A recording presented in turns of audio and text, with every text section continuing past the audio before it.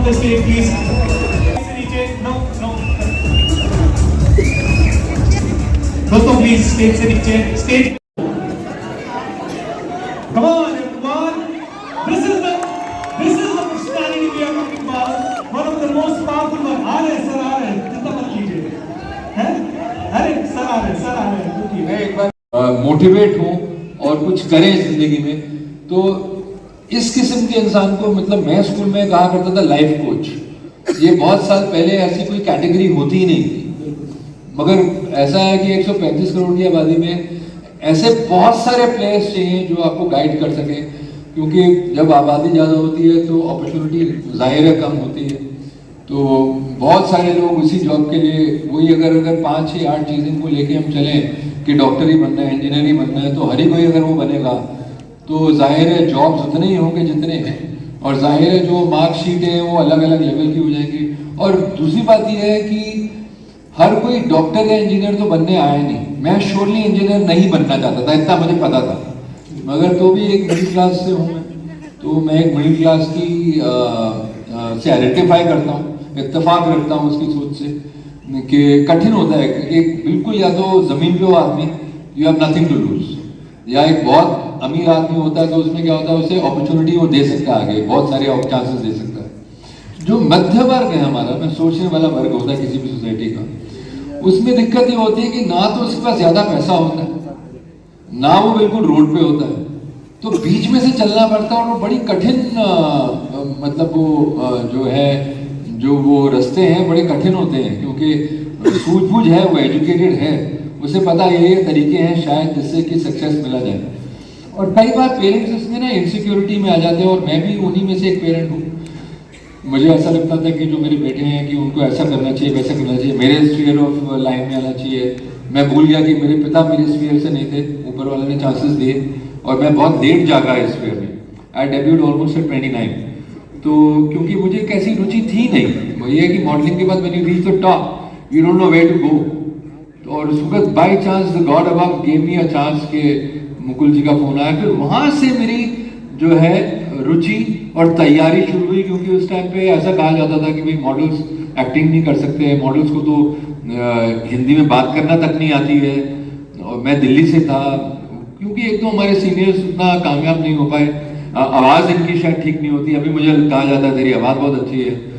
और एक बहुत शानदार क्लास करने को मिली उस दौरान में. मुझे याद है जो मेरा टर्निंग पॉइंट अगर मैं कहूँगा, वो क्लास थी जिब्रिश. जिब्रिश एक ऐसी चीज़ होती है जिसका कोई मतलब नहीं होता, मतलब ना तो अंग्रेजी में है, ना हिंदी में, ना उर्दू में, ना पंजाबी में, किसी भी भाषा में नहीं है वो, मगर एक इमोशन है. मुझे अभी तक सिचुएशन याद है, 21 बच्चे तैयारी कर रहे थे एक्टर बनने की उस कक्षा में जिसमें मैं था, और मुकुल आनंद जी जो मेरे मेंटोर थे, उनका हाथ रहा मेरे शेप अप होने में, क्योंकि इतना लेट जाके किसी चीज़ को पकड़ना कठिन होता है, ऐसा माना जाता है.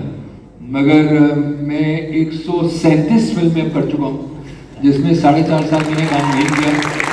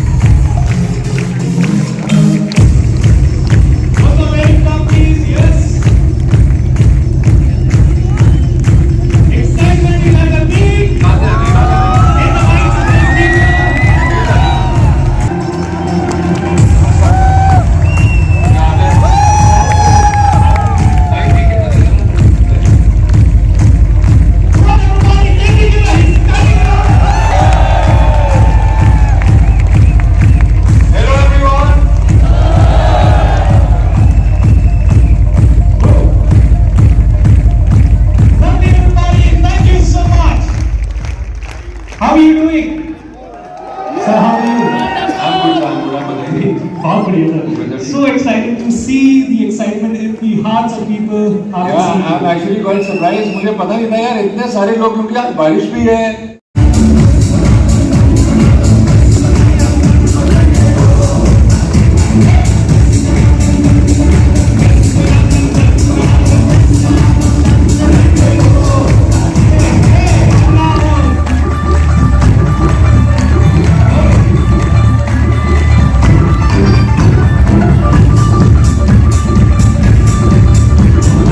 मोटिवेट हूँ और कुछ करें जिंदगी में, तो इस किस्म के इंसान को, मतलब मैं स्कूल में कहा करता था लाइफ कोच. ये बहुत साल पहले ऐसी कोई कैटेगरी होती ही नहीं थी, मगर ऐसा है कि 135 करोड़ की आबादी में ऐसे बहुत सारे प्लेयर्स चाहिए जो आपको गाइड कर सके, क्योंकि जब आबादी ज़्यादा होती है तो अपॉर्चुनिटी ज़ाहिर है कम होती है. तो बहुत सारे लोग उसी जॉब के लिए वही अगर 5 से 8 चीज़ों को लेके हम चलें कि डॉक्टर ही बनना है, इंजीनियर ही बनना है, तो हर ही कोई अगर वो बनेगा तो जाहिर है जॉब्स उतने ही होंगे जितने हैं, और जाहिर है जो मार्कशीट है वो अलग अलग लेवल की हो जाएगी. और दूसरी बात यह है कि हर कोई डॉक्टर या इंजीनियर तो बनने आया नहीं. मैं श्योरली इंजीनियर नहीं बनना चाहता था, इतना मुझे पता था, मगर तो भी एक मिडिल क्लास से हूँ मैं, तो मैं एक मिडिल क्लास की से आइडेंटिफाई करता हूँ, इत्तेफाक रखता हूँ उसकी सोच से कि कठिन होता है. एक बिल्कुल या तो ज़मीन पे हो आदमी, you have nothing to lose, या एक बहुत अमीर आदमी होता है तो उसमें क्या होता है, उसे अपॉर्चुनिटी वो दे सकता है, आगे बहुत सारे चांसेस दे सकता है.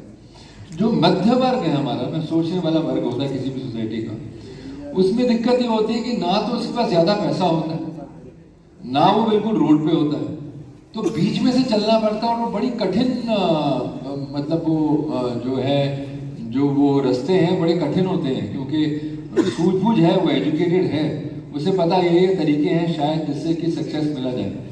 और कई बार पेरेंट्स इसमें ना इनसिक्योरिटी में आ जाते हैं, और मैं भी उन्हीं में से एक पेरेंट हूँ.